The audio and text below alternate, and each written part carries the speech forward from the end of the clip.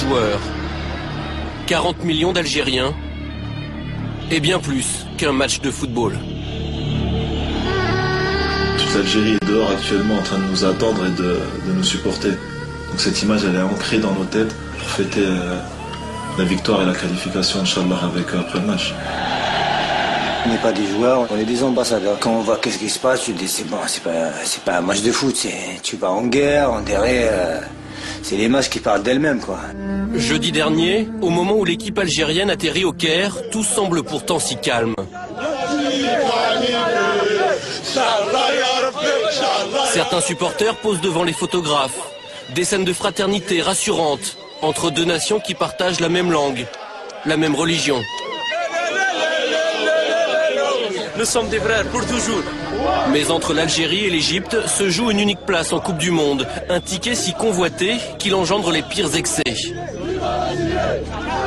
Un piège se prépare. Des supporters égyptiens incontrôlables et des policiers débordés, incapables de protéger les Algériens. C'est la police qui a frappé là. Ils nous ont attaqués là. Au lieu de nous protéger, ils ont commencé à nous frapper. Ça se peut pas. Ça se peut pas. Moins d'1 kilomètre sépare l'aéroport du Caire de l'hôtel des footballeurs algériens.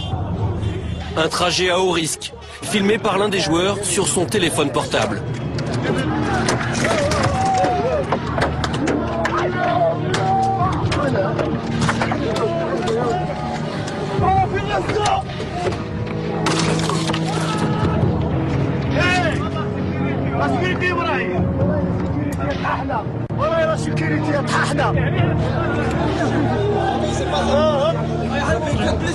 Qu'est-ce qui s'est passé, Majid? Qu'est-ce qui est passé?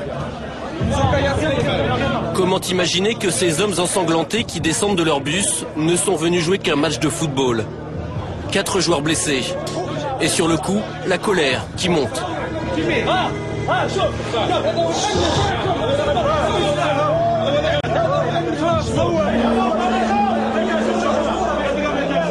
Imagine un joueur, il prend ça dans la tête. Imagine.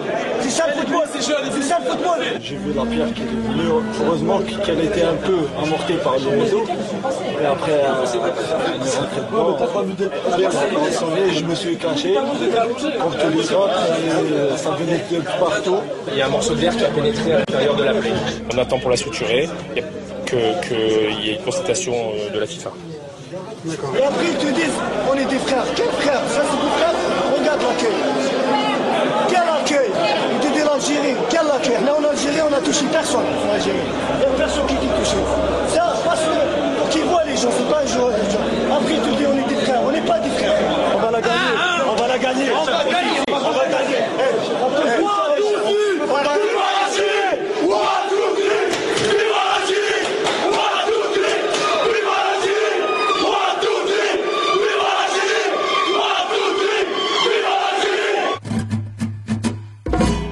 En direct du CHU d'Égypte. Donc, est-ce que vous pouvez nous parler de la blessure de certains joueurs? La vôtre d'abord. Elle est centrale au niveau du cerveau. Il faut commencer par elle. Le lendemain, dans l'intimité de l'hôtel, plus personne ne peut approcher.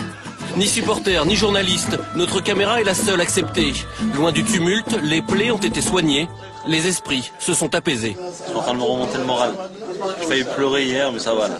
Non, alhamdoulilah, tout se passe bien. Impeccable. Même avec un bras, au moins, on va jouer. On aura plus de courage. Mais cet avant-match sera de tous les excès. Rafik Saïfi s'en rend compte une deuxième fois lorsqu'il s'aventure hors de l'hôtel. Comme par hasard, aujourd'hui, il y a la sécurité. Hier, il n'y avait personne. Aujourd'hui, il y a les chars, il y a tout. Je suis en Afghanistan. Voilà, c'est pas un match de foot. L'armée, c'est un chargeat, c'est l'armée. C'est même pas la police. Plus d'1h15 pour enfin atteindre l'immense stade du Caire et s'entraîner. Fais-la sortir, voilà. Le soir venu, nouveau souci, ce bruit de klaxon incessant.